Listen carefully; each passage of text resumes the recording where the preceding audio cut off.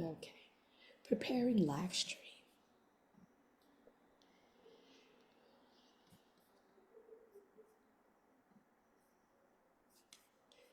All right, we are, yes, we are live on, okay, we are live on, I want to turn the sound down low. Okay, it's off. Okay, let's go ahead and admit everybody. So we are live on Facebook. Good afternoon, everyone. Good afternoon, good afternoon, good afternoon. I am your girl, Reverend Dr. Najuma Smith, and thank you for joining us on our conversation today. Thank you for those of you that are jumping into the Zoom room. So glad to have you with us. We are today, and as you come in, and please make sure that you are, that your devices are on mute. Hello, Mia. Hello, Sandra. Hello, Rachel. We know others are jumping on momentarily. But just glad to be on with everyone today as we have this wonderful conversation. It is National Gun Violence Awareness Day, and everyone that'll be part of today's conversation has been impacted in some way with gun violence, whether directly or indirectly. And so today we have three wonderful presenters in our own. Angela Mull from Creating Beautiful Minds, who will talk to us a little bit about the mental health aspect of gun violence in our communities and what it's doing to families and individuals, and who will share with us a little bit about that in our close. But so I'm excited about this conversation and really looking forward to digging into what everyone has to share today. So without further ado, and we also are live on Facebook. So hello to our Facebook audience, those that are watching. We appreciate you for joining us live today. For those watching live, please make sure that you share out with a follower, share out with somebody today. So let's get into it. I don't want to, kind of take too much time up in small talk. But again, I'm Reverend Dr. Najuma Smith. I am the director of Southern California Community Empowerment Corporation.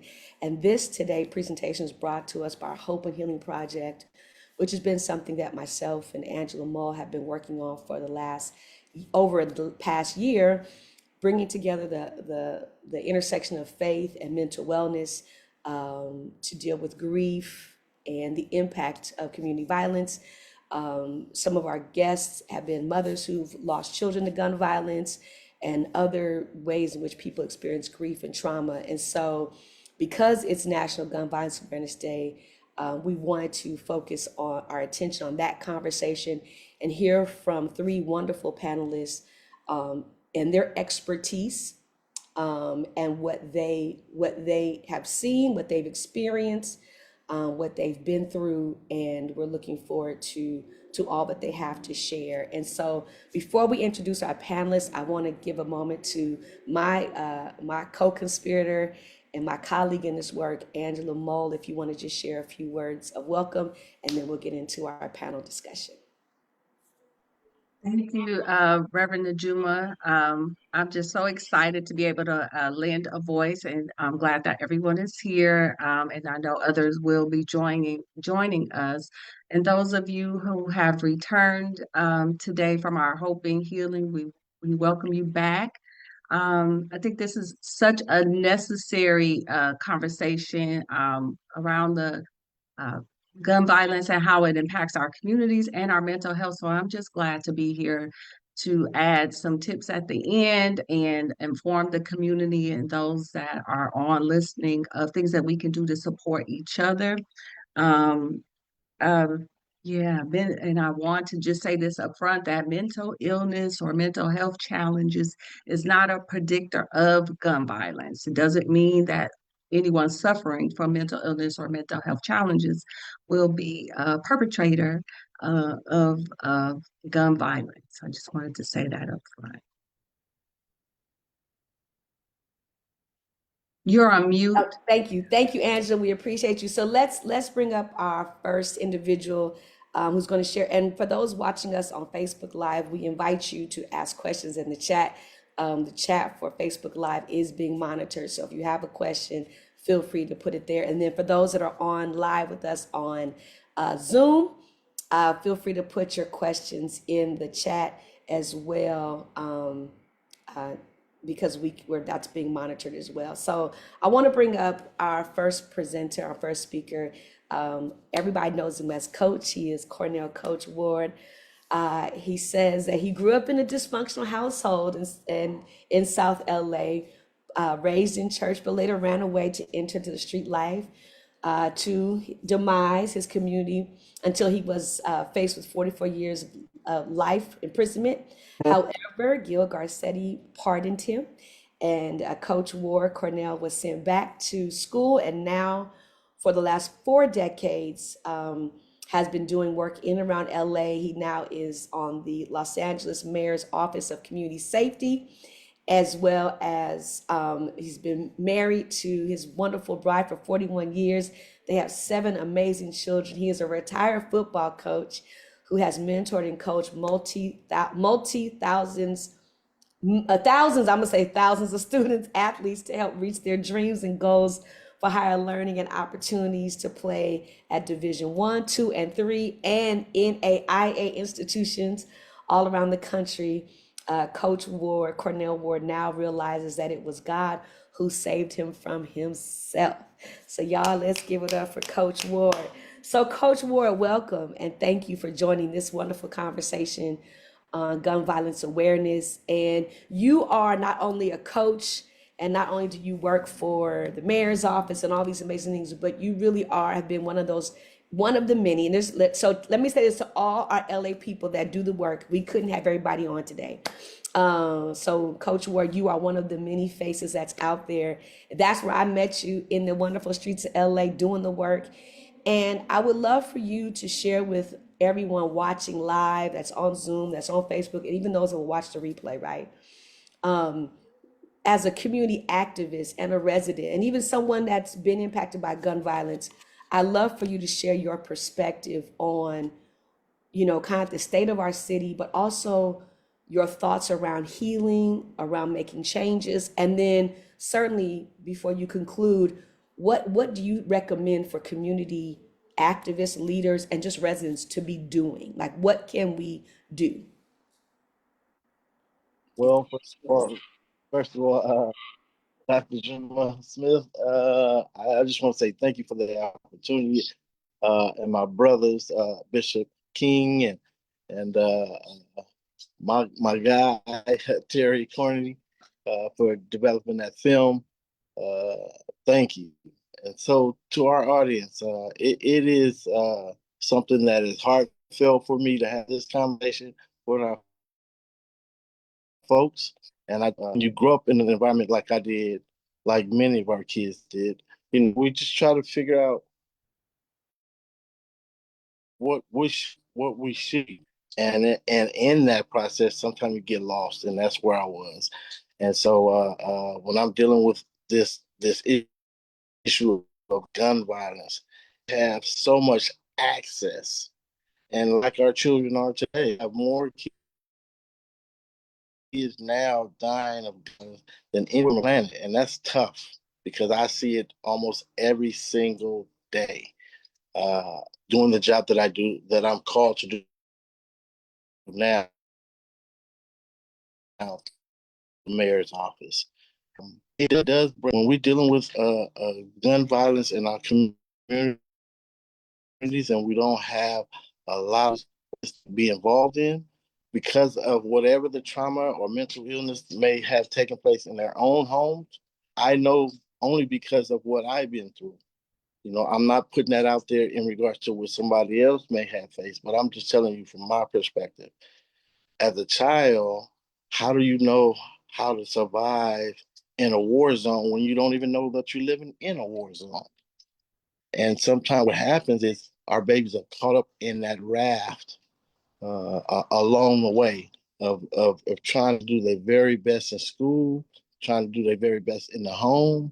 But if you have so many dysfunctional things going on, around gun violence, it's very tough and hard to get away from because our children, our babies, they have so much access. And so, I think the question was raised, what should we do? I mean, as a parent, our parents, we can no longer be in a position where we're fearing our own children. And I've seen that and I bear witness to it that we should be in their business at all times, but in a respectful way, because sometimes we give our kids too much room to fail, and that becomes tough.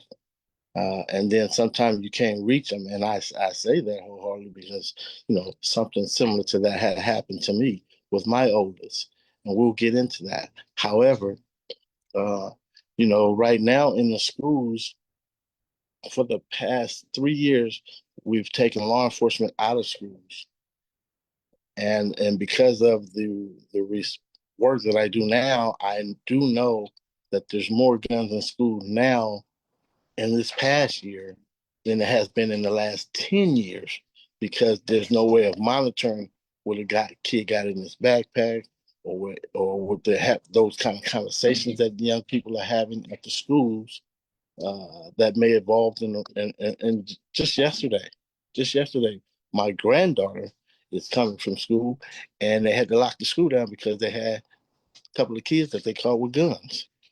But I mean, it's just that bad. And so uh, I think the question was raised, well, what should we be doing? I mean, again, we should be involved in not only your child, but your children's friends, having a relationship with them. And if possible, having a relationship with their folks, because our people and I'm saying our people, because people don't like you to discipline their children, but it's not disciplining them, but following a discipline. And that's a major difference being a former football coach, because people always say you got to be disciplined. Well, I'm talking about follow the disciplines, meaning that it's okay to speak positive, constructive criticism to a child or a community Right. of that process. Yeah. Yeah. But sometimes, a lot of times, people don't like for you. However, we got to come up with a stronger plan on how we're going to help save our children. Yeah. So uh, I work, again through the mayor's office for a program called SNL Summer Night Lights, where we get to hire, 1,000 youth uh, throughout the city of Los Angeles. We have 43 parks that we hire these babies from the ages of 17 through and up. But we also do a hire LA that hires babies from 14 and up. So we have access to getting them, keeping them busy, motivating them, allowing those who can't work to even volunteer. And then there's just so much more to add to that because we're keeping them busy, we're keeping them engaged, and these gun conversations sometimes must be had. I mean, this is the month that we're recognizing gun violence, but gun violence has been here generations because our babies bear witness to a lot of this stuff that's taking place on social media. Sometimes I think it's good, but a lot of times I think it's bad. So how do we monitor it when you're dealing with your children? Again, I encourage the parents, or if you're a father to the fatherless, because I never seen my father, but I know there was many men who were my coaches who never gave up on me, even though I was in tough times, and they spoke life. And now the end result is that I'm still here and I still have an opportunity to continue to generational curses on our other children. Even though we went through a lot of mental uh, illness, which turned into a lot of trauma, and and trauma turns into mental illness. It's just a tough variable, but tough times don't last, and tough people do, and that's what I encourage as a coach. I kind of stick with that, and so I encourage all of our folks to get involved in the community by volunteering at your nearest park and rec, at the senior citizen centers, the local community boys and girls club, wherever there is, we need more people to step out on faith and have those type of relationships to build within. So when our kids are out there, because you working, and I know you work 2 or 3 jobs. Sometimes you can't watch your kids that all the time, but you want to be able to speak life into them. So when these challenges come up, and they're going to come up, that they make sound decisions, that they're in a space where they can be safe, or whatever they speak going to be safe. Because the bottom line, we do know the most dangerous words in LA is "where you from," before somebody starts shooting at you. And so we want to make sure that all of our children have an understanding in that space. And so, again, from a personal standpoint, uh, uh, I only know because of the environment that I grew up in was tough. And then, like I said, a child can't tell you where he or she gonna live when they where they're born and raised, but they are expected to do their very best. And I always look at it, their very best is always good enough for God, never good enough for man. So um, uh, I'm grateful again for this opportunity to have that conversation. So if anyone would like to ask a question, I can. Coach, I appreciate everything that you shared, and I do have a question for you or follow up, because you talked about being their business. I know we live in a time where people are pushing, give your kids privacy. I, and this may not be just me who had this kind of mama, but I had the kind of mama who was like, "This is my house. You don't get no privacy. You don't get to close doors and all that." And there may be some trauma attached to that for other people. I'm not here to argue that. But you talked about being in their business. Elaborate for us a little bit about Well, why that's important to be in their business. And then Paula has a question or a thought when she said the most dangerous words in LA is "where you from." Elaborate on that just in case anybody does not, we don't want to assume everybody understands what that means. so what I used to do with my college athletes and high school athletes that I recruited, I used to all put them all boys, sit them in a room, and I'd have these conversations that are not considered football conversations. I was like, man, all right, who in here got a girlfriend? You know, and guys would raise their hand, and I'll say, all right, well, what's her name? He said, well, my girl name is Diana. And then I said, but didn't you bring 2 or 3 girls by me? I said, every time I see you with one, I'm gonna call her Diana, because I'm trying to save you from having the baby mama drama kind of situation. I said, I realized that because I didn't have no father figure at that time but a coach. I never seen my biological father. So I used to just tell them straight up, man, it's better to just be with one versus many. And then you don't want to have your seeds everywhere. And many of them did well, but some of them still took this, I say the Solomon role. And so, yeah, that's tough. But it was, as you said, in regards to the most famous word, um, that word or words have plagued our community around the country, not here just in LA, but all the way around the country. Where are you from?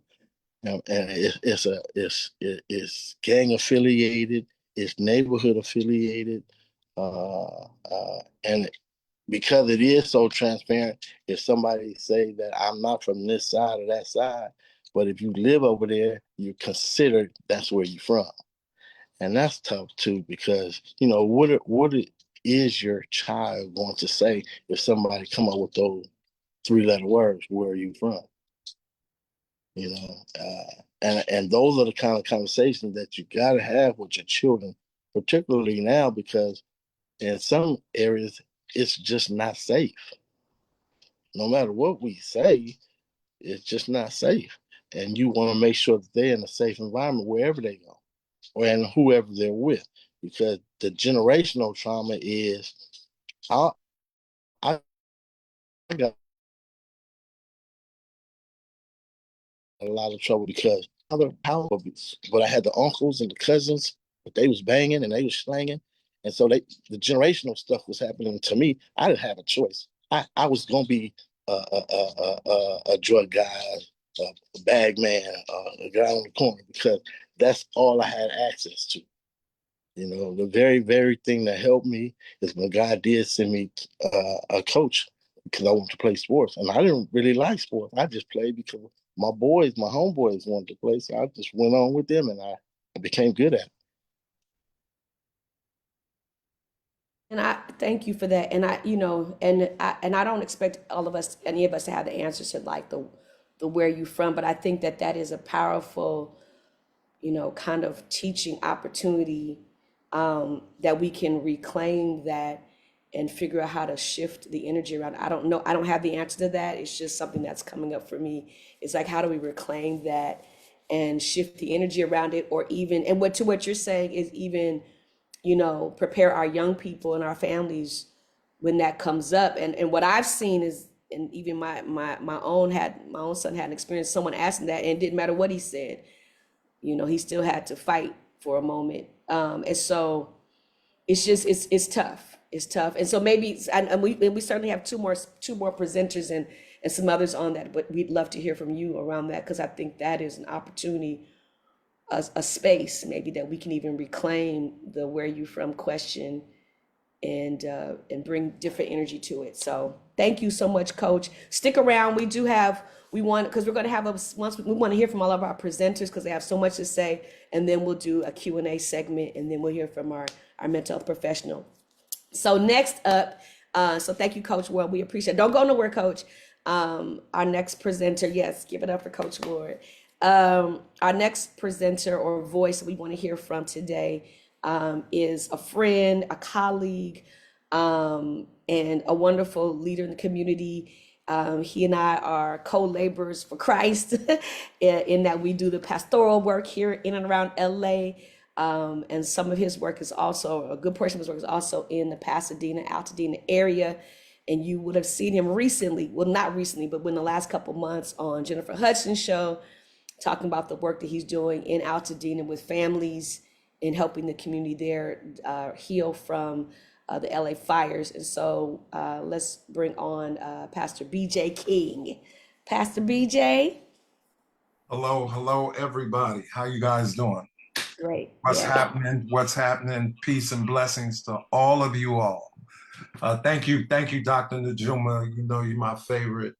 And thank you for bringing us together to talk about this. I was not aware that today was this gun violence awareness. And so thank you for making me aware of that.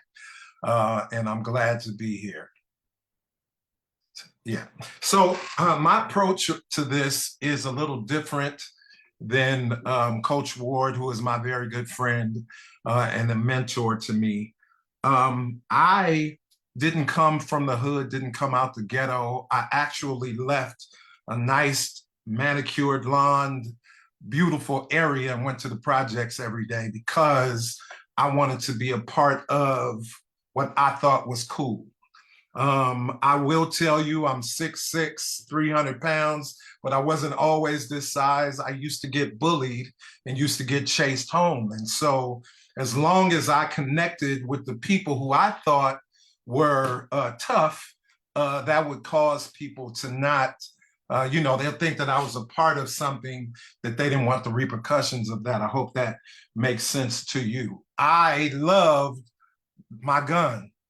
I loved it. I felt like I was somebody. As long as I had a gun, I would go to the gun store once a month and purchase guns. It started off as something to do for show, something showing off and all that. And it put me in the mindset of I was untouchable as long as I had a gun. I will tell you this to speak to what Coach Ward said about those infamous words, where you from. You got to know that the person asking that question has already made up their mind what they're going to do, no matter how you answer.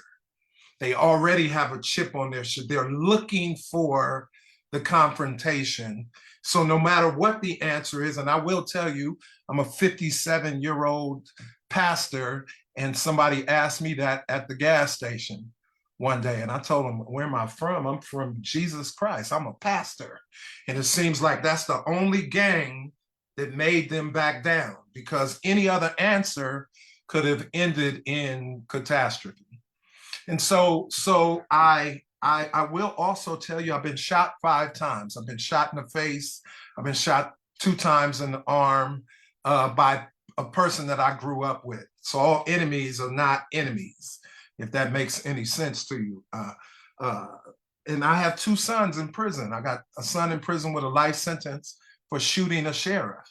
And I have another son that wanted to be known as, I'm gonna top my brother, and he got 30 years. So gun violence has impacted our family in a different way, not a victim's way, but a different way. Because like I said, I was the one perpetuating the idea, as long as you got a gun. You know, this is in my younger years. And then I got shot several times. And if I got, and in the exchange, and I don't talk about this much, the other guy didn't live. Let's talk about it. The other guy didn't live, and he shot first. And so I wondered, God, why'd you let me live? Why you let me survive? Because in all reality, I lost the gunfight, but God let me survive after taking a headshot.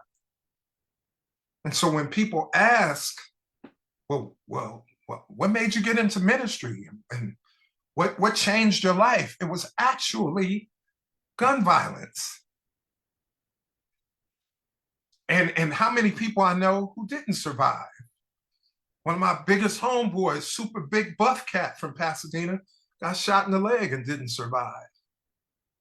So then my questions became, God, why me? God said, I can make a rock cry out. So what you think I could do with you? And so I've never, ever been limited to a neighborhood. I thought well beyond that. So I know everybody in Compton. I know everybody in Watts. I know everybody in Rialto, Lancaster, Palmdale. I can go anywhere because God made it that way for me. How do we handle this as a church, or how do we handle this as a ministry? How do we first have to figure out how to love the ones that we became scared of. It's like, Najuma, we got ourselves together and we forget where we came from. We forget that we used to be at the beach checking people's pockets and all those things. And look, the young people never forget who you used to be.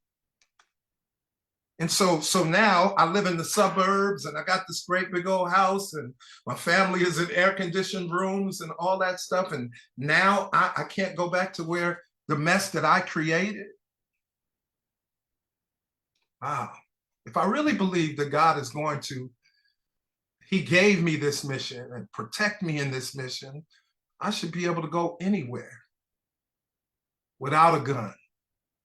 I figured out at one point, literally, there was a time when I sat on my bed when God was changing my life, Coach Ward. And I sat with my pistol on the left side of me and my Bible on the right side of me. And God was talking to me like, which weapon are you going to take? And prove to me that if you choose me, I'll fight all your battles for you. Most of the cats that's out there doing what they're doing, most of the ones who are out there tormenting people are really scared. I watched in jail how a young cat came into the prison and he jumped on the first person he saw because he just didn't know how to say, I'm really scared and don't want nobody, I don't want to be exposed. So that's why you got cats that run in gangs and groups of people, or they always toting guns and they're always popping at people because they want people to think that they're tough before. Does this make sense to you? And so I make it a point to be available. I make it a point to get out there, and then we went into the entertainment space. You guys might not know, I'm one of the founders of Death Row Records and Dr. Dre and Snoop and all that. And I'm not realizing that the material that we're putting out there, the music that we're putting out there, and the videos that we're putting out there is furthering the problem. Wow, I had no idea. I thought this was just my way to make it out. And then my son goes to prison, and I sit there and watch the man tell him 33 years to life. And his father is a pastor. Yeah, so gun violence affects all of us in different ways. I think a lot of times it seems that we only acknowledge when one of our babies is killed. By the way, stepson that was murdered in 2009 in Long Beach. So I don't use that as an excuse. There's much work to do. I stood in my neighborhood where I'm considered an OG and didn't recognize anybody, and none of these cats recognized me. So it's for me, Dr. Najuma, I got to figure out how to be more present. That's why I took my church, when we founded Loveland Life Center, we took it back to my neighborhood. And I don't mean neighborhood like this is my set. I mean neighborhood like this is where I was born and raised. This is where I went to school. This is where everybody knows me. Thinking, Coach Ward, that all of my homies was going to come join church. And that's not the way it happened. My membership was built with people from Lancaster, Palmdale, Rancho Cucamonga, and all that. But at the end of the day, if God gave me, I asked, what do I do after being shot up, after a friend dies, and all that? What do I do now? And God said, what you gonna do with the change? I spared you. I left you a little bit to work with. Now you decide what you're gonna do with that change. So therefore, I released all those things that I loved, the things that I thought was important, the way that I thought to get respect was to mean mug and talk crazy and talk the loudest. And I realized that that was just fear speaking out.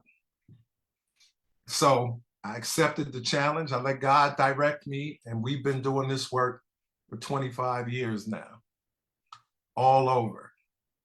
And the sad part about it is, you know, we work so hard. I got a text message before we got on, Najuma, not 20 minutes before we got on, and it read, "This coward killed my boy last night." Some scared person killed somebody. And so, yeah, you call me and tell me to show up. You need me to show up.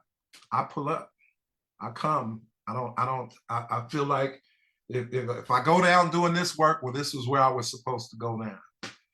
And so it's so many, I feel for so many of our babies, our mothers and parents here who's lost their babies because dads lose their kids too.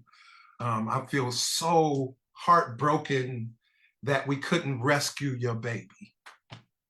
No matter where we are, we can't be everywhere.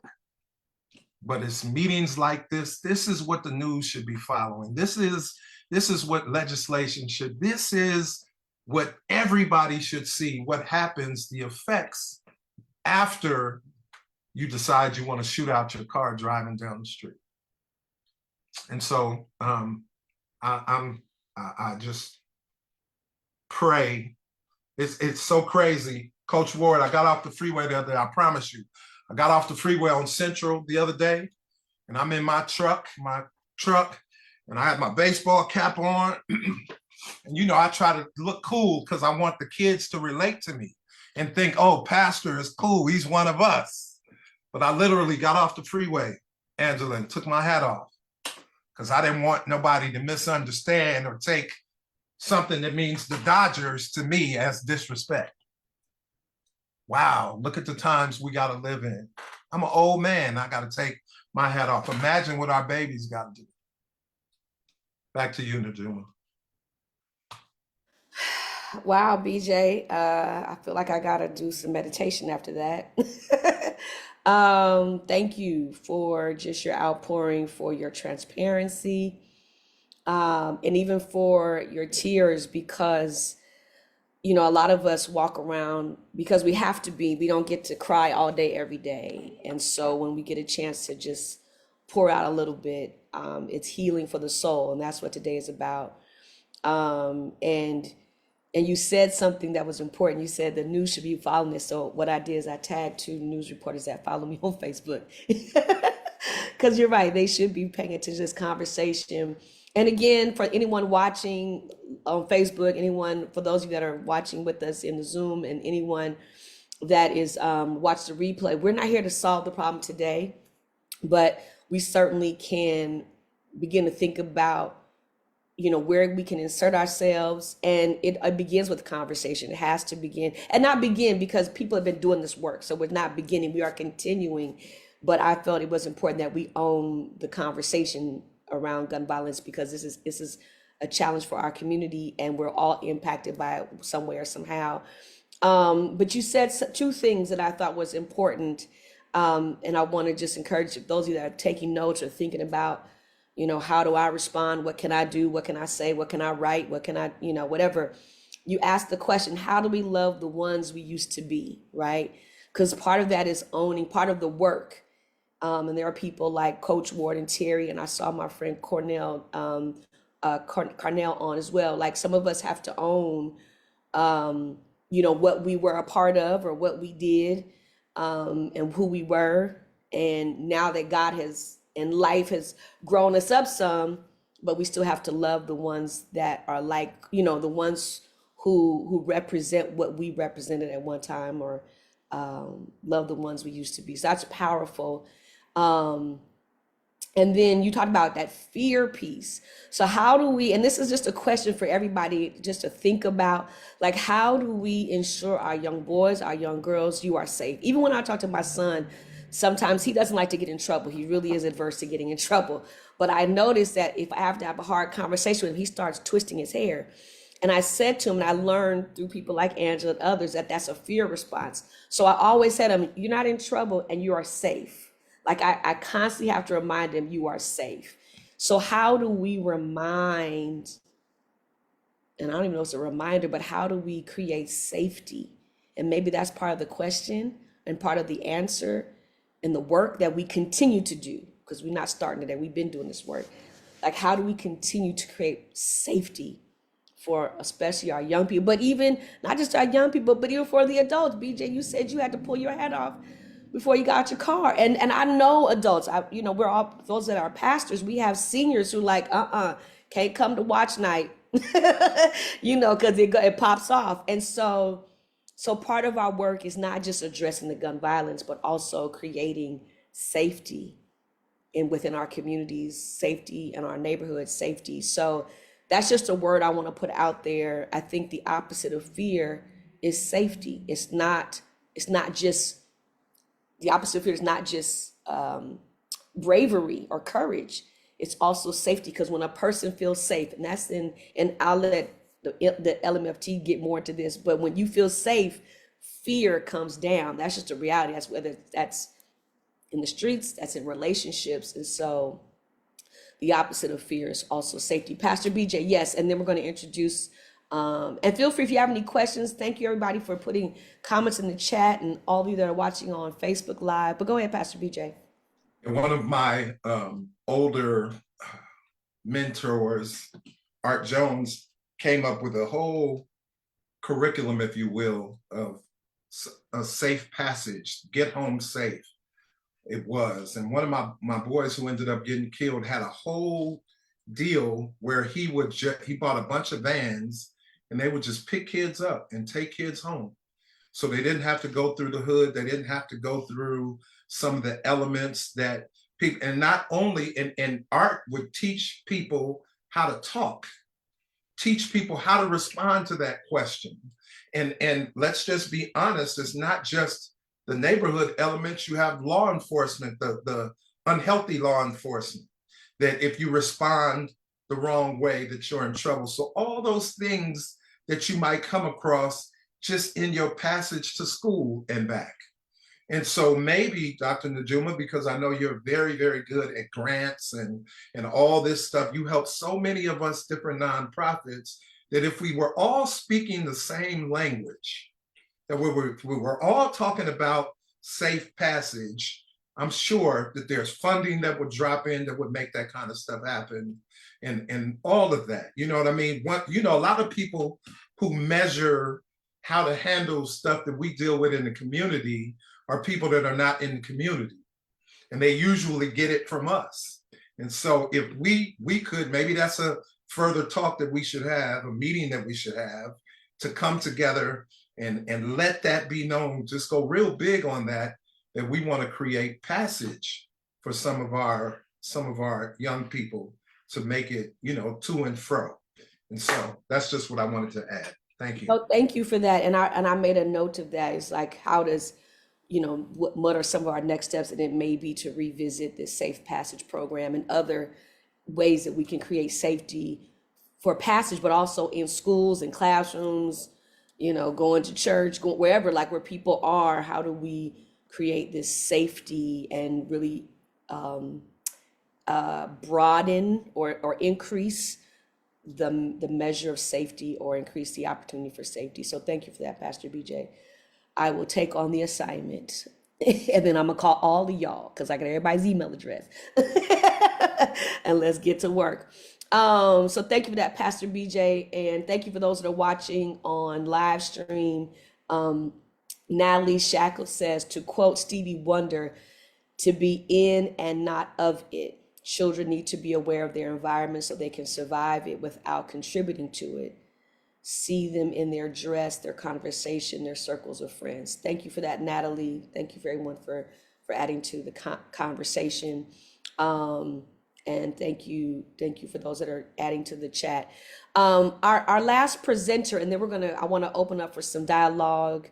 And I know we have a couple other people I want to hear from. Cornel, who's doing some work with mothers, and then Courtney, my friend Courtney is on. Courtney, I don't know if you can come on camera at some point, not right now, just to say a few words. She's one of the mothers featured in Terry Carney's movie. He is the writer-director of Put the Guns Down, and just a wonderful voice in the community, leading also this conversation around putting guns down. And I've been to 2 of the film premieres or screenings, always a great turnout. And I'm hoping, Terry, as you share, you let us know how we can help you promote the movie. Terry I've seen you gone to different film festivals, but this is a film that needs to really get promoted more.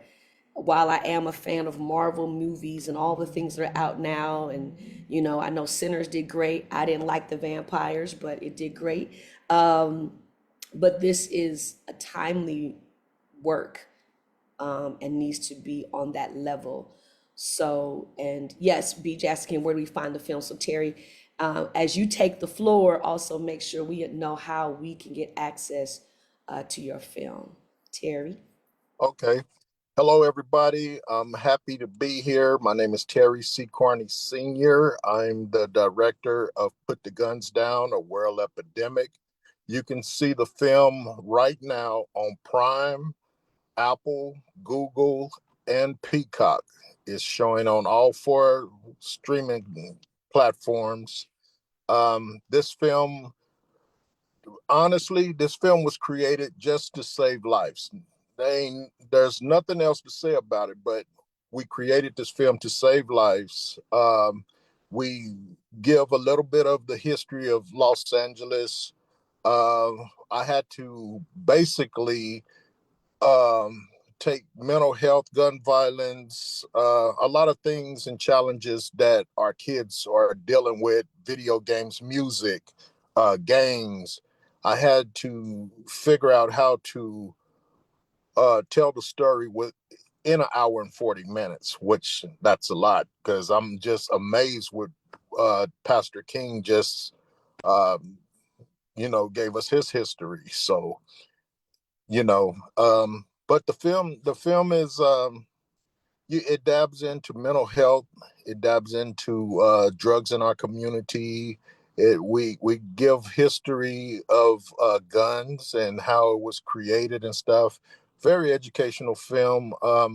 What I really need is everybody to watch the film and tell everybody that's out there that to watch the film, support the film. We need the numbers. Um, One thing about this entertainment business, the networks support positive movements in our community, just like Pastor King said about what death row and stuff. They will throw major capital to you if you talk about killing each other or calling our women out of their names and doing all the things that we shouldn't be doing, and trying to uplift our community. They don't want to do anything for you. So what me and my team done, we pretty much created everything on our own. I went out, got my own distributors, and we set up the company to where we are self-made, like Nipsey Hussle would say. So can't nobody come and tell us what to do. We can put out as many films that we want to. God blessed us with that. Um, right now, if we get the right numbers up with this film, our game plan is to continue making films that uplifts our community. This is the first episode of a 12-part series. So our game plan is to go back into production like in July to start on episode 2. So, we don't have that type of funding to just knock out all 12 like you see with the Marvels and everybody else or whatever they're doing. So, we create, develop, and do what we got to do. And we just trying to show these networks and those us as subscribers to these networks that pay every single month. You got to understand what you paying your dollars towards. You're not having a say so of what type of messages, just like Pastor King said, that we're putting out there. So we need to start with these networks, and we need to kind of almost pretty much say, hey, put up a protest. If you want me to pay that $26 to Netflix, I want to see some positive, uplifting films that represents our community very well. If not, we need to stop giving them our money. It's just like anything else. I blame us because we have to stand up and we have to start changing the narrative of how things are, so our kids can have that opportunity to say, hey, you know what? This is wrong. This is bad. It's the same way with the video games. It's the same way with the music. It's the same. And we touch on all this. So that's the reason why I'm saying it's very important for everybody that's on this meeting today to watch the film. And my goal is for us to try to get some numbers, at least 100 million viewers around the world. Make this thing go viral and show these networks that it, we care about our community. And Thank you. once again, you can catch the film on Prime. You can catch it on Google, Peacock, and Apple. Yeah. Thank you, Terry, for sharing about the film. Um, I have a couple questions for you. And I know you want to save lives, but what was the spark? Like what was the spark? Say, I got to do this particular project. What was the spark for you to say, I got to take on this particular project? Well, it was just in my heart. Every coach would tell you every time we turn around, it's 2 or 3 homicides over here. Yeah. This is going over. I'm telling him, I'm like, bro, what we gonna do? And I said, man, we got to play our part and do something about this. And that's what pretty much started, because coach was always there. Yeah. He was there on everything, and him, his phone is just going off, going off. the Yeah. homicide phone. I call him Batman. That's who he is. He's Batman of the community. So that's what's pretty much sparked this whole movement, and that's Mm-hmm. what we call it, a movement. Yeah. I And love our it. game plan is to create more films just like this. I want to do 12 episodes. We already have them written, exactly what we're going to do, and we hope you guys like what we put together with this one. My other question, are you open to like screenings with churches? So for the pastors that are watching on live stream, could this be something that they could screen at their church or a theater that rented? Yes, yes. Hey, we represent Jesus Christ. That's our gang, for real. That's gang with us. I tell everybody, the Spirit of Christ moved me to do what I'm doing now, and it's moving me to keep this movement going. And the only type of material that we're going to do, it should be at churches, it should be at elementary schools, it should be at high schools, colleges, definitely at colleges. um, I think it should be mandatory at colleges with the things that our kids are dealing with just in the college community, Right. because it's a lot of activity going on there that needs to be addressed. Yeah, absolutely. And then my last question for you is what impact have you seen? Because I know you've done several screenings here in LA and you've traveled. I've seen you go to a few film festivals. What's the feedback you're getting? What's the change you're seeing? And how Uh, can yeah. you know what? Everybody that watched the film, they digest it differently. But I'm gonna tell you like this: we stopped counting the film festivals that we won at 60. Wow. At Yes, 60. at 60. Wow. Wow. It's a turd jerker. Wow. Yeah. So that I think that's self-explanatory. Wow. 60 film festivals that you've won. Yeah. We no, listen to what I'm saying. We stopped counting Stop our counting at wins. 60. Yes, okay. Stop counting Yes. at 60. Okay. Yeah. Wow. I told Coach, I said, Coach, we won 60 film festivals. It's time for us to focus on putting this film out now. And Yeah. that's what we did. So we were still winning, but I was like, well, yeah, we got another one. We got another one. And I'm not trying to brag about No. anything or boast, but it's all Jesus that blessed us to create, develop, and do what we done, in an hour and 40 minutes. Right. Pastor BJ asked a question, how old is the film? And then my other question is, I know Ice-T is on the cover. I'd love to hear I mean, I know the answer, but for those that are wondering what the significance of Ice-T on the cover, but also Pastor BJ was asking how old is the film? The film was just released May 7th, 2025, Amen. about 30 days. Yeah. And we're making a lot of noise right now. So, yeah, and Ice have always been a mentor, a big brother to me. I was back in the day, I used to be in the group Rhyme Syndicate. Hmm. That's still my brothers. Ice have always mentored me, and I brung this project to him and told him, say, hey, big bro, I got this project, and I need you to narrate this project. I need you to be in the film, and support the film fully. But Ice is always like this: Yeah. say no more, done deal. Just let me know what I need to do. Let's go ahead. Let's do it. Fully supported. Use my face. Use whatever. You got full permission to do whatever you need to do. Amen. Amen. That's beautiful. I want to invite if there are any questions, comments, thoughts. I appreciate all three of you.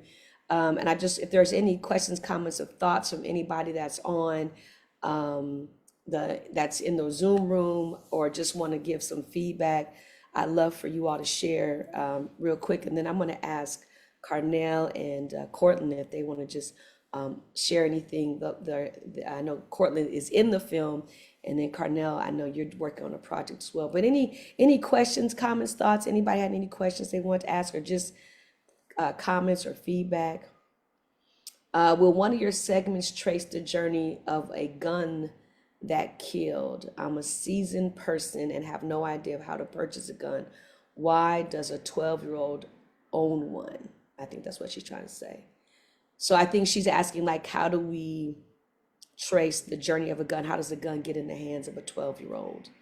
Like, is there any segment of your work that addresses that from that Well, end, the issue of gun violence from at like how do guns land in the hands of a 12-year-old or a 13-year-old? well, the older homies put those guns in the younger homies' hands. That's how they end up with them guns. But we did not no, we didn't touch bases on that topic, but we only had an hour and 40 minutes, and you're gonna be amazed with what we touched on. Right. Yeah, it's a good film. I can say it's a great film. A And lot of the Najuma, a lot of the youngsters get a hand on their first gun from under mama's mattress Yeah, yes. or out of dad's sock drawer. And they're sneaking it to school because they're scared of what's happening to them on the bus. You follow me? And so what it meant for dad, it means something else for son. You get it? And so yeah, we'd like to, yeah, the homies is part of it, but it starts well before when you decide to go out. The talk now is I'm outside. When you decide to go outside at 10 years old and you feel the wrath of what's that heat that's outside, you'd be surprised how many young girls got knives and how many people got box cutters in their belt, you know what I mean? And because, not because they're a gangster, it's because they feel like something might come my way, and you said it best, they don't feel safe. I remember not feeling safe. Then I remember feeling like a gangster shortly after that because I got so good at protecting myself that I got stripes for it. So to answer that question, a lot of it comes from home, or grandpa don't know you snuck his 38 out and you keep putting it back till you get caught with it. I remember going to my son's school. He was 12 years old and he had a gun at school, showing it off to the other kids. Well, it didn't come from me, but it came from a family member. And that's another part of that segmented conversation that we need to have about safety, and not just like keep your gun safe at home, but it's like what's happening that your children don't feel safe, that they do take the knife or the gun or the switchblade or whatever and take it to school. So thank you, Pastor BJ. Yes, Thank you, Ms. Gail, for your question. I want to invite Cornel. Cornel, are you unmuted? Just real quick for a couple minutes, and then we Yeah, can hear from our LMFT in the room. Hey, Nisi, about just talk to us a little bit about the traumatic and mental impact. And before we hang up, I have a survey I'd love for you all to do if you haven't done it, but also I want us to each commit to one thing that you can do, based upon this conversation, and put that in the chat for us. You can begin to do that. Just one thing, maybe from what you've heard so far, one thing that you commit to doing. And it could be just researching, it could be reading up on a topic, but what's one thing you commit to do? Carnel, so you and I got to know each other. I was brought into a meeting with you and some other community leaders at Chucos, and we met there yeah, and been connected ever since, brother from another mother. So tell us a yeah, bit yeah. about your journey and what you're working on. I think you have a powerful part of this conversation as well. Well, And first of all, whatever can you you want hear? to share whatever you comfortable Oh, sharing. okay. Can you hear me? Am I clear? Oh yeah, we can hear you. Yeah, yeah. Clear. Oh, okay. Yeah, I just wanted to make sure that. Yes. First of all, I just want to say thank you, Pastor Najuma, for even hitting me and telling me to come into the Zoom meeting. I mean, that's just, stuff that makes you special. Like, let me just touch everybody because I know you one of the most busy persons I know. So kudos for you for that. And uh, hello to everybody in the chat and Coach Ward and Pastor BJ, which we share a friend through. I heard so much about him through our friend that we know, Hoops from the Hoops Foundation. Our other BJ, Pastor BJ in Inglewood, told me a lot about Pastor BJ out there, out to D, and all the work that he's doing. He wanted me to kind of connect with him for another project that I was doing. Um, but Coach Ward, he's been on the front line forever. I know him, just from my background, I started gang intervention. When God throw you into something, it's too much nothing that you can do about it. I was fully gang banging, you know, and then he intervened and he like, you're not gonna do that no more. Uh, when you do get out of this situation, you're gonna join this organization called Unity One. So I started with Unity One with a guy named Bo Taylor. And I mean, it just completely changed my life. Not too many people can say they had a senator walk in court for them to get them out of 5-year bid. Senator Tom Hayden, rest his soul, walked in court for me and just turned my whole case around. So I was obligated to peace after that. I didn't know it. I was still trying to play that role and bounce here and there. But once God put it in you, you already know. That's why one of my favorite verses out the Bible is when Jesus heard it, he said to them, those who are well have no need of a physician, but those who are sick. I did not come to call the righteous, but sinners to repentance. And I feel that's all the gang members that's out here just tearing up the streets. Because once he put his hand on you, that's gonna break you, you know. And it's been a long road. I've been doing this for about 28 years, Um, and my whole thing, ever since that day when I walked out that courtroom, it took a little while, but it's been about peace in my community. And it shows you what destruction you did, the destruction you caused. And it opens your eyes to everything. Um, One of the things that was touched on, what Coach Ward said and what BJ said was the with Coach Ward is the where you from. That's why a book that I created is called Where You From Home. And the book is to ask you to ask yourself that question and to find out where are you from? Because most people, if you look into your life, you're not from this this street, Normandy, Western, San Pedro, Avalon, Grape Street. That's not where you're from. You got people in your family that are successful. And if we can just bring that to the forefront of some of these kids to say, man, look, do you know that your family is this? Do you know your family is that? My grandfather has a school named after him in Frisco, Texas, one of the richest parts of Texas in Dallas, outside of Dallas. He was the first black man to open up a Negro school. He was the first black man to be a city councilman zoner and all this other stuff. But what was I doing in LA? Gang banging. Me and my brother, because my mother chose to move out here, but she didn't move out here for that reason. She moved out here for a better education for her kids and all that. And it just turned out like that. You know what I'm saying? But when my grandfather died in 2002, they named the school after him. I was in the county jail. That is not where you're supposed to be at when your grandfather is getting a school named after him, you know? So that question, where you from, is a question that I took and I put it in the book. And I just told my life story through that book. Unfortunately, the same gang that I gave all this loyalty to, that I would die and go to jail for, shot me. Not because of snitching and up, but just because of just that's what the streets do. That word homie is fake. These are words we need to destroy.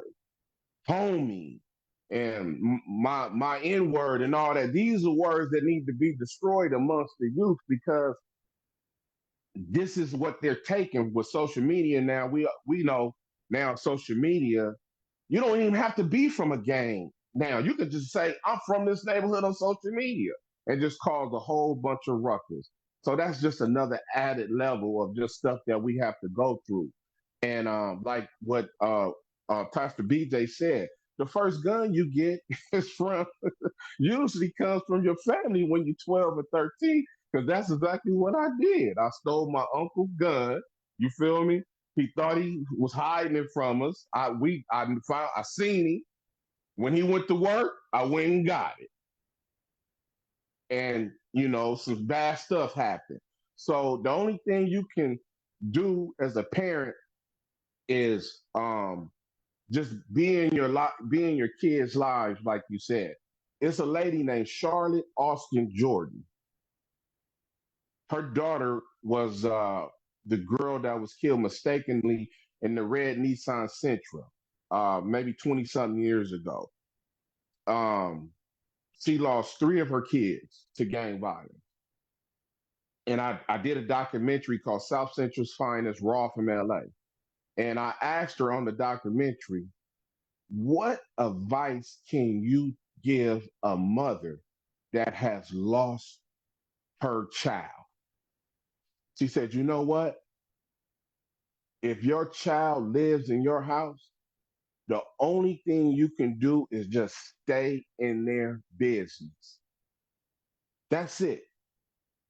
Stay in their business, teach them, show them, try to convince them that the people that they hang with, because once you go outside, it's a whole different world out there.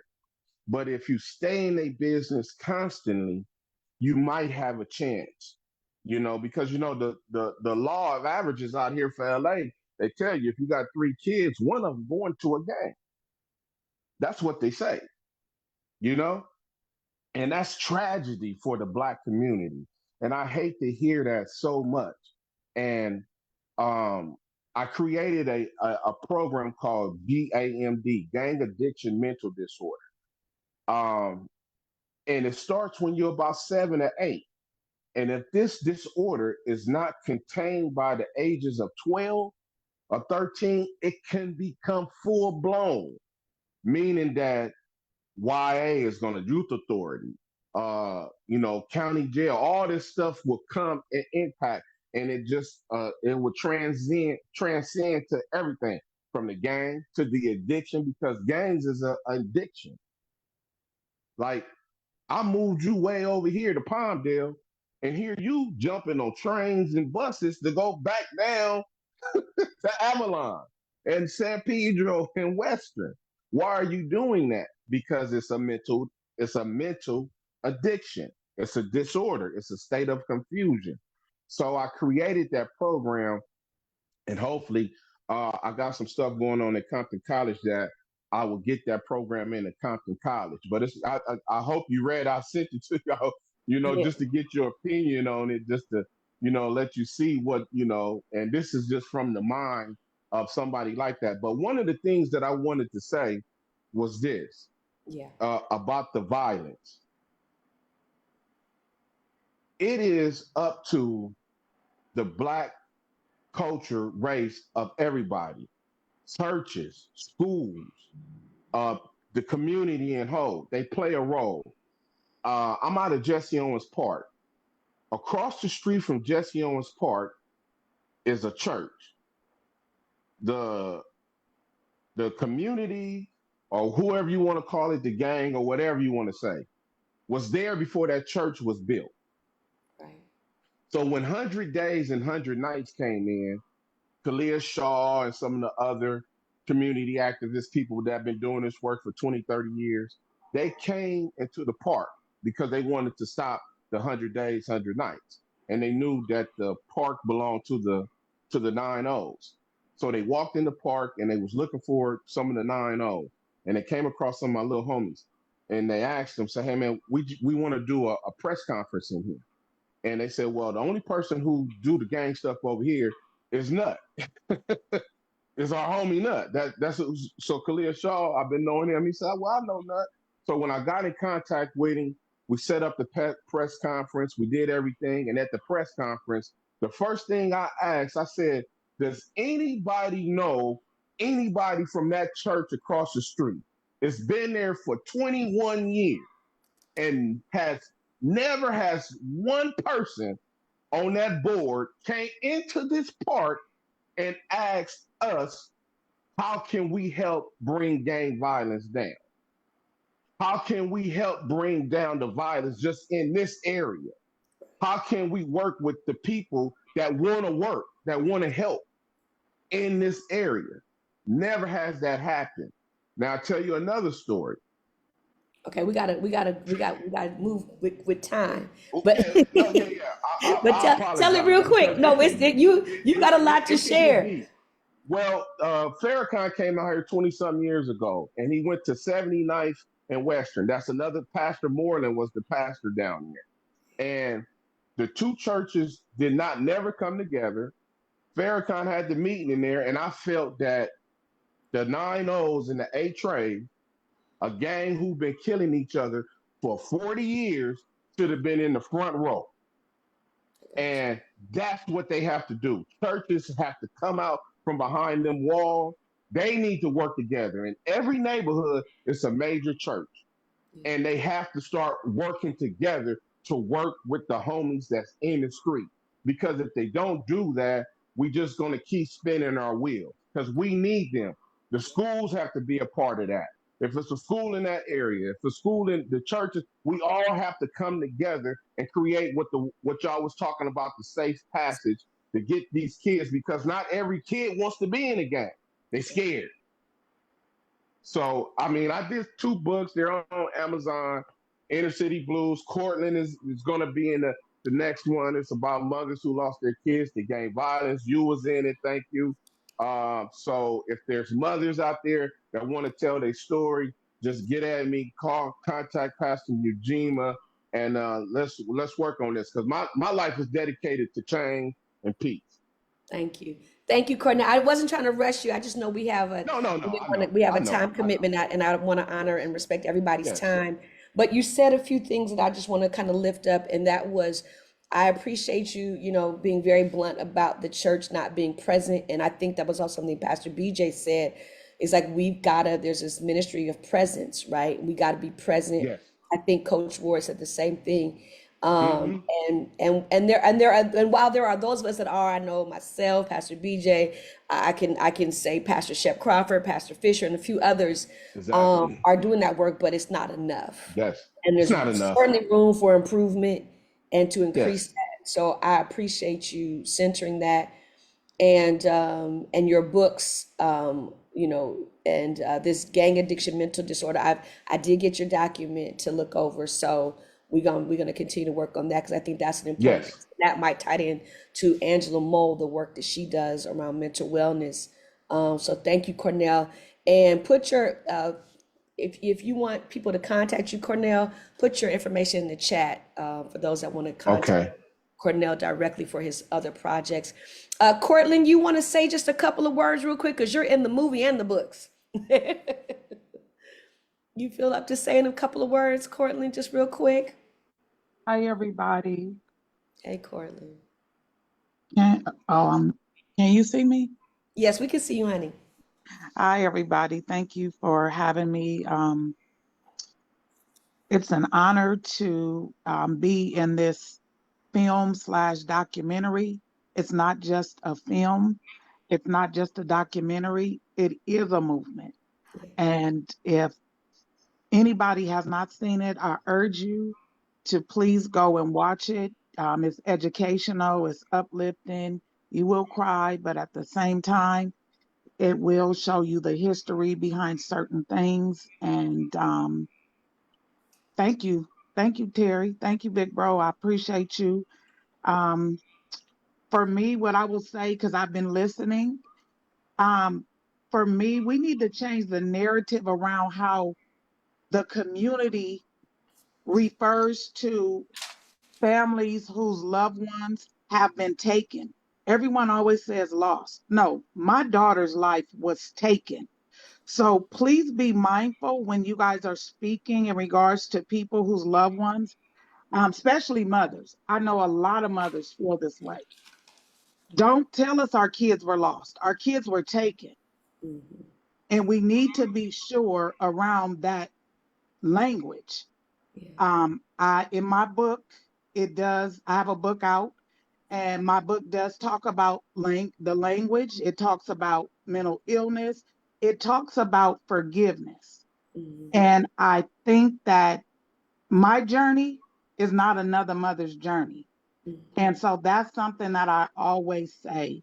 I'm born and raised, my family's born and raised in Pasadena, Altadena area. Um, I'm honored again, but I would say again, we have to get these kids while they're young and focus on mental health. We also need to reach the families because we don't know what mom is dealing with. We don't know what dad is dealing with. And so, Mhm. again, the safe space is trying to create that for these children. I'm raising my granddaughter. She's been getting, her mother was the one that was killed. She has been getting therapy since the second week my daughter was killed in the Black community and the brown community.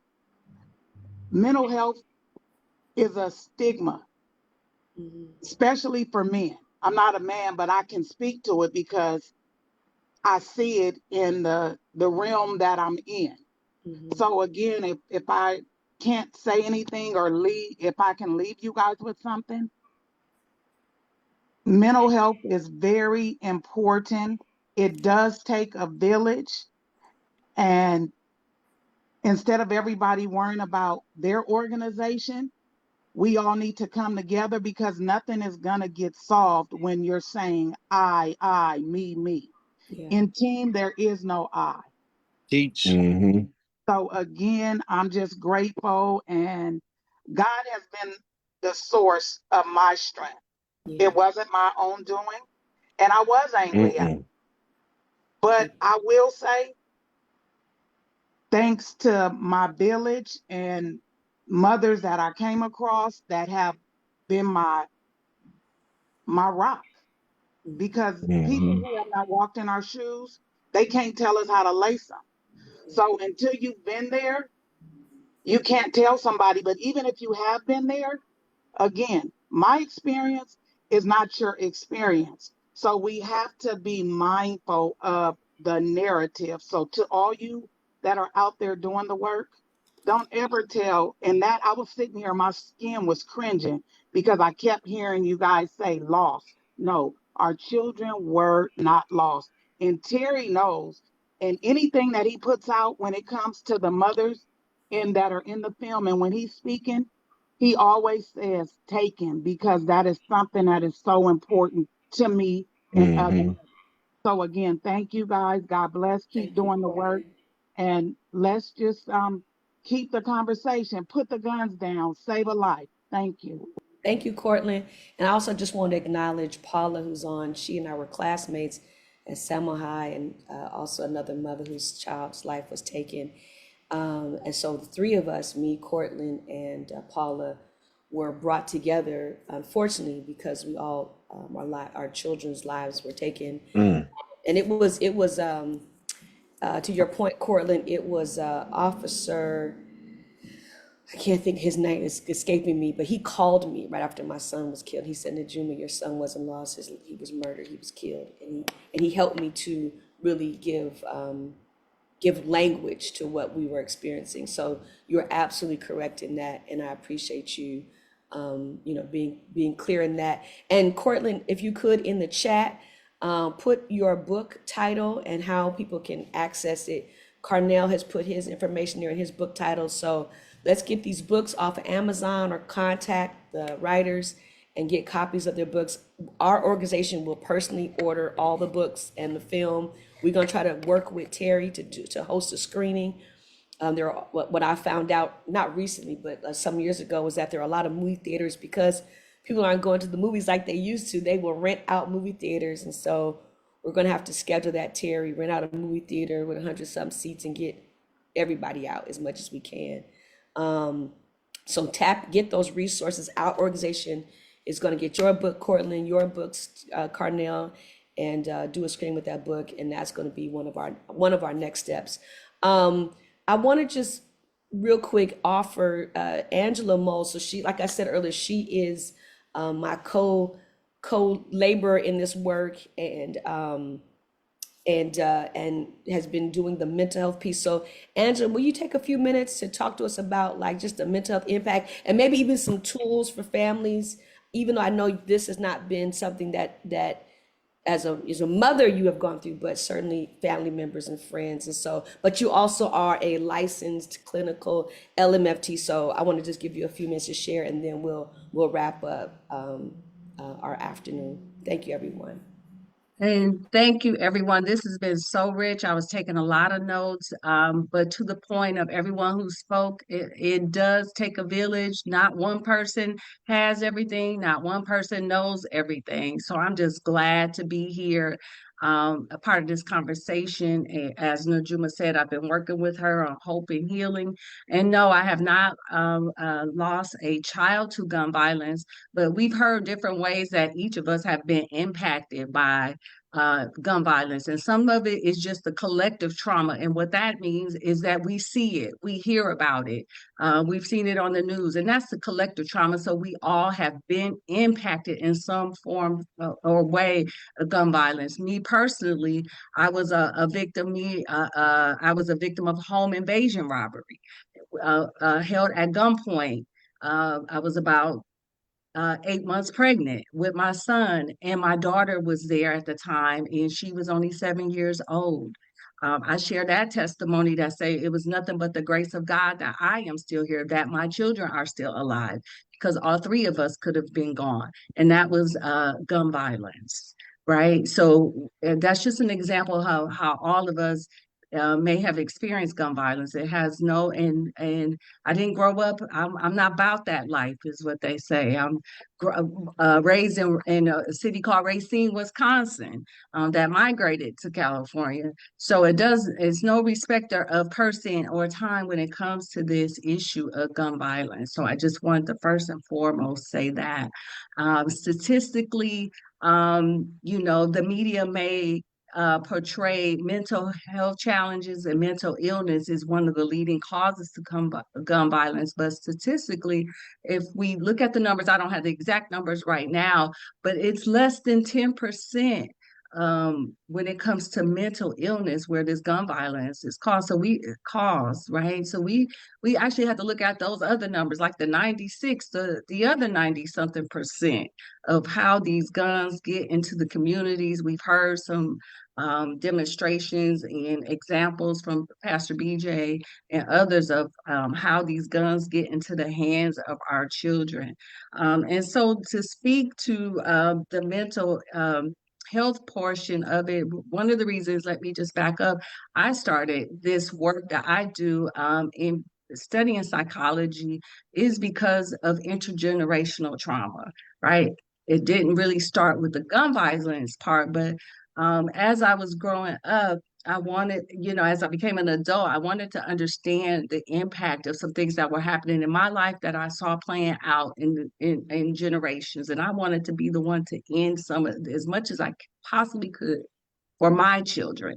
And so there's this study called the ACEs exam. It's called the adverse childhood experiences. And these are things that children experience between the ages of birth to 17 years old. And so some examples would include violence, whether it's violence, abuse, neglect, or witnessing in the home, witnessing suicide, substance abuse problems in the home, mental illness or mental health problems in the home.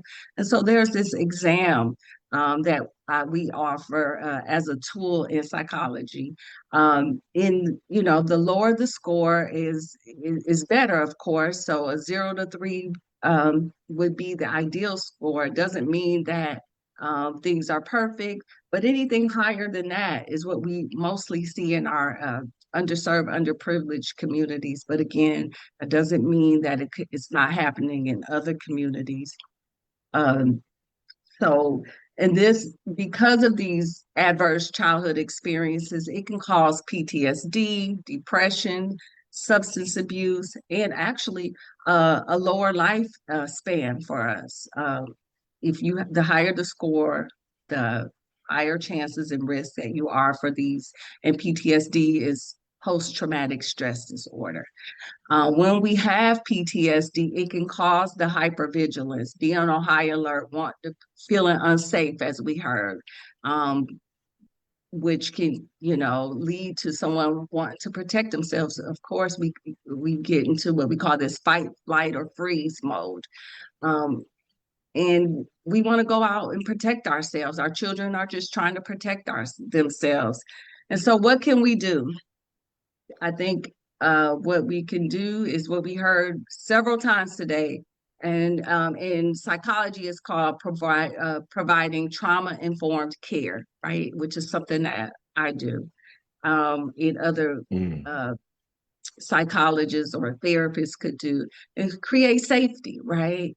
Create a physical and emotional safe place for our children, even for our adults, because we need it also. I know a lot of us grew up historically, and it was probably safe to say this then: what happens in this house stays in this house. So Cortland touched on it. I think we all touched on it. Really, is destigmatizing mental health, destigmatizing and changing that narrative from what happens in this house stays in this house.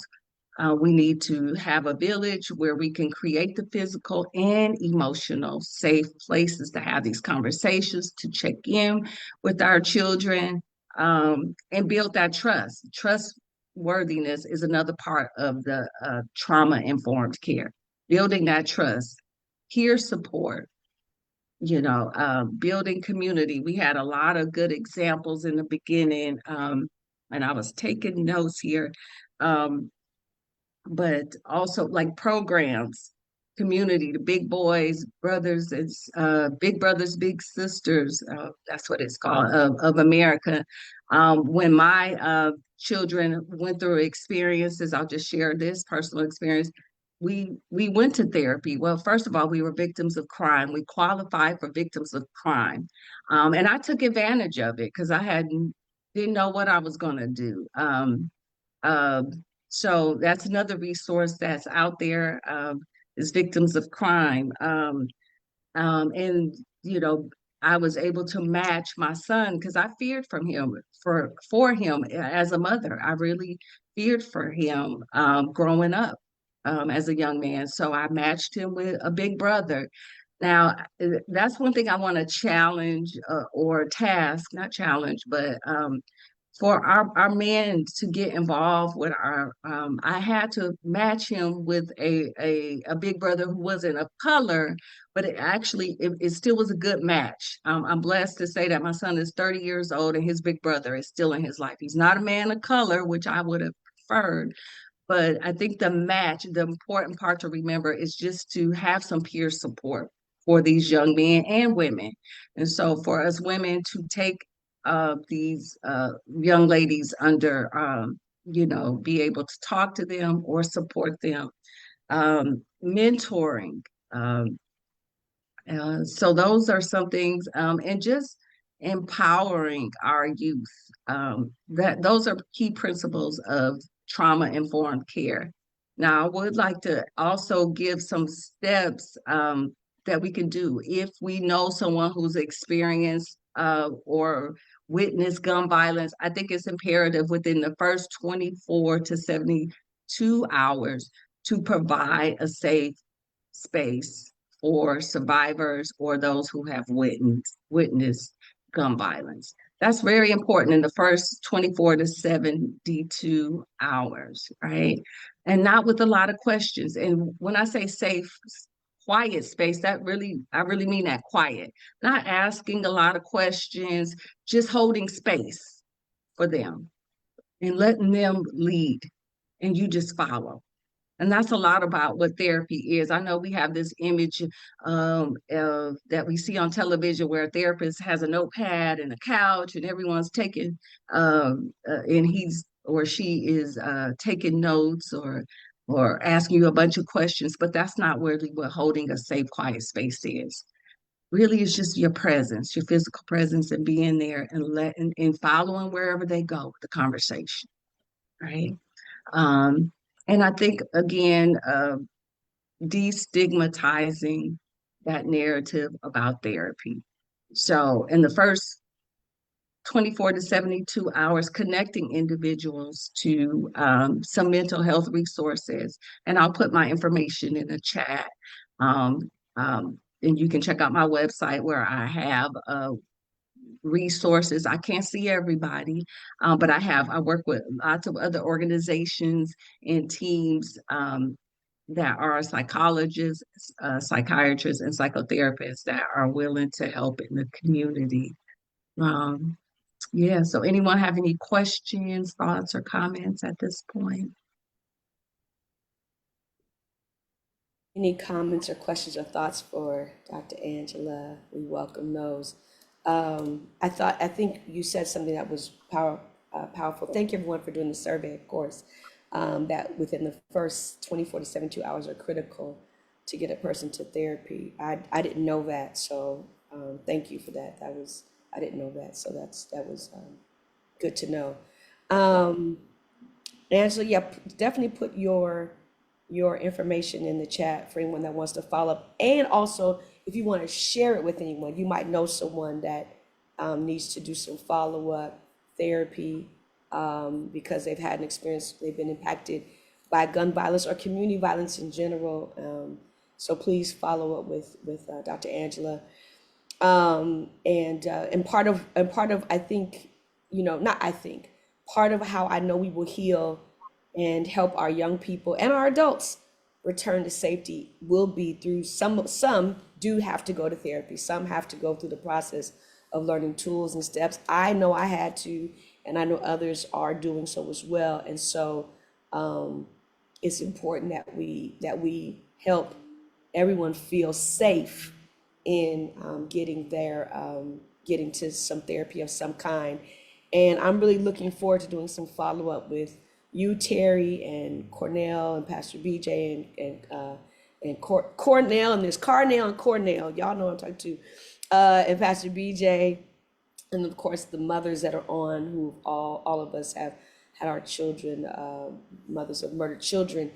One word that keeps coming up is safety. So Pastor BJ, I take on the assignment. We are going to work on this safety piece. And some other words that I heard a few times: present, or being present, fear, scared, safety, of course, I think is our number one word for today. Be in their business, be in our kids' business, our young people. And I use the word sphere of influence. Any person in my sphere of influence, taking back the narrative, owning our narrative, are just a few terms that I've heard a few times come up. So some of you put in the chat the thing that you commit to doing. If you haven't done it, go ahead and do so. Put in the chat the thing that you commit to do. And I really appreciate everyone for being a part of today's conversation. Your presence speaks volumes.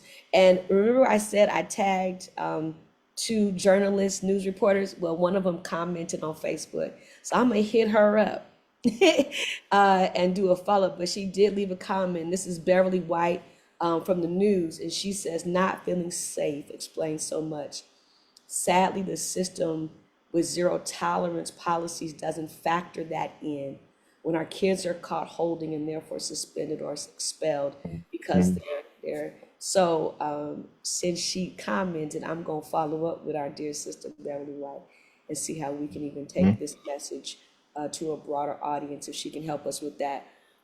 Any final comments from anyone? I know we're all tasked to go to Peacock, Amazon, Apple TV and watch Put the Guns Down. Terry, move your head over so they can see the full flyer. Move your head over to the right or to the left, brother, so they can see the whole flyer behind you. Put the Guns Down. Yeah, there we go. So y'all go look for that cover and make that your assignment. We will do some follow-up conversation around safety. Our organization will be buying everybody's book. Corlin, did you put the name of your book in the chat? Put it in the chat for me, please, sis. So that way I can look it up, find it, and order it. And then we're gonna follow up on this safety piece. Cornel Ward, I might touch base with you since you work in the mayor's office, and let's see how we can get our mayor reignited around safety for our communities, starting with our young people, but certainly for our adults and seniors. And I really, really appreciate all of you today for joining. And any final last thoughts or words? Can we add for the men? They don't get no mental help. I mean, it's it's one of the toxicity words for us. We don't think we need help. We need help is unbelievable. So this was intentional in making sure that our presenters today were men. The work that we've been doing with this Hope and Healing, while we've had some men speakers, most of them have been women. So I really wanted to hear our men today, which is why I was intentional, because you're absolutely right. Our men need to be in this conversation. They need to also lead the conversation, and the mental health is important. So this was intentional. Today, 41 years, my wife said, "Boy, you help." Go get some help, brother. Go get some help. And I think it's important that we destigmatize that We for all. love our healed men. We love our healed men Yeah, absolutely. on the journey. So I'm going to ask Pastor BJ if you kind of give us the closing blessing for today, but absolutely, Coach Ward, we are going to tie that into this safety work, and that our men feel safe. Because I think that from the men that I've talked to who have a challenge with getting mental health services, they don't feel safe, and safe in the sense of like they don't feel safe to open up and express without being judged, without being criticized. And so that's also a part of safety. So that will be part of this work around safety, is helping people to feel safe to go get the help they need and not feel bad about that. Yeah. Or made to feel bad about that. If there are no other final thoughts, I'm going to ask Pastor BJ to give us a final closing blessing. I appreciate each and every one of you. Thank you to everyone that's watching live stream and who made a comment. Thank you for those that watched the replay. Thank you to all of our those that attended by way of the Zoom. Thank you for being in our Zoom room for today.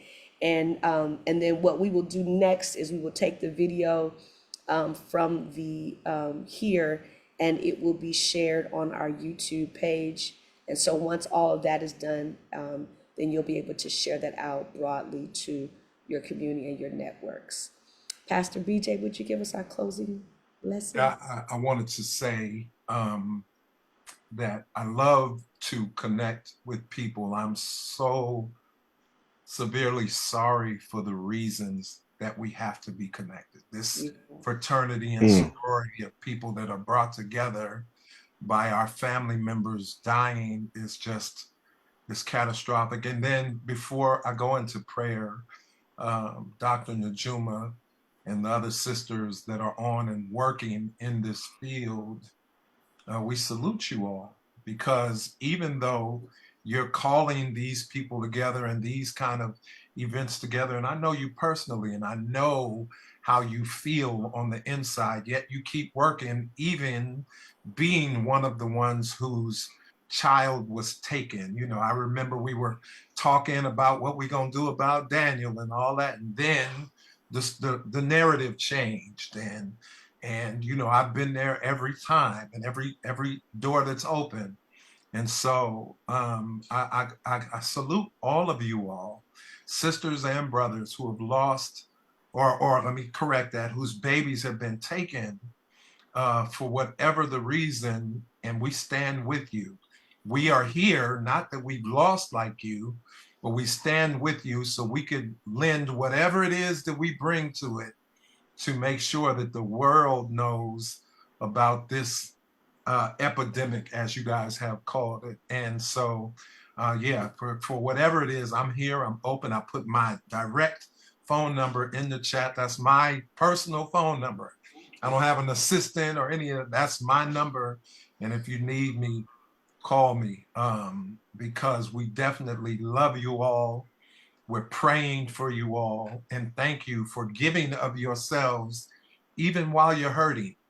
You're helping others to not have to experience what you have. And so thank you. And with that, dear God, our Father, thank you for another opportunity to say thank you. God, even though sometimes it doesn't feel like it, thank you for your mercy and thank you for your grace. Thank you for your love and care and kindness over us.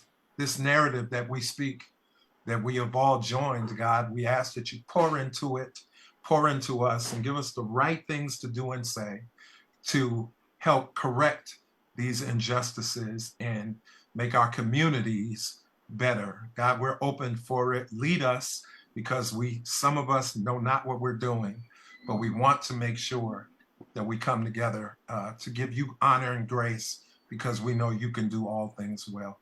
To each and every family that is suffering from loss, God, we ask that you go and be with them and strengthen them, continue to love on them, and be therapy to them, and that they find the help that they need just to get through the day. God, thank you for this opportunity. We ask your grace and your blessings over every family that is represented here. We'll be careful to give you honor. We'll be careful to give you glory. And we'll be careful to give you praise. In Jesus' name we pray. Amen. Amen. Thank you, Amen. Pastor BJ. Thank you, everyone. Thank you to Terry. Thank you, Coach Ward. Thank you, Pastor BJ. Thank you, Cornel. Thank you, Angela, Paula, Sandra, Cortland. And for those that don't know, we actually have 3 young adults that are watching on live. So I'm grateful to them. I know they've committed to share this with their peers, because that's also what it's about, that our young people get the information and can share it out. Thank you, everyone. Make sure you put your contact in the chat. Love you all. Blessings. And we will reconvene and connect sooner than later. Thank you. Bless you. Love you too. Thank you. Love you all. Thank you. See you, Ange. Good night. Bye-bye. Thank you, Terry. Thank you, thank you, thank you. Blessings, everyone. I just want to make sure everybody put their information in the chat so we can save it. How do I save this? Save. Where do I put save chat? Bye, everyone. Bye bye.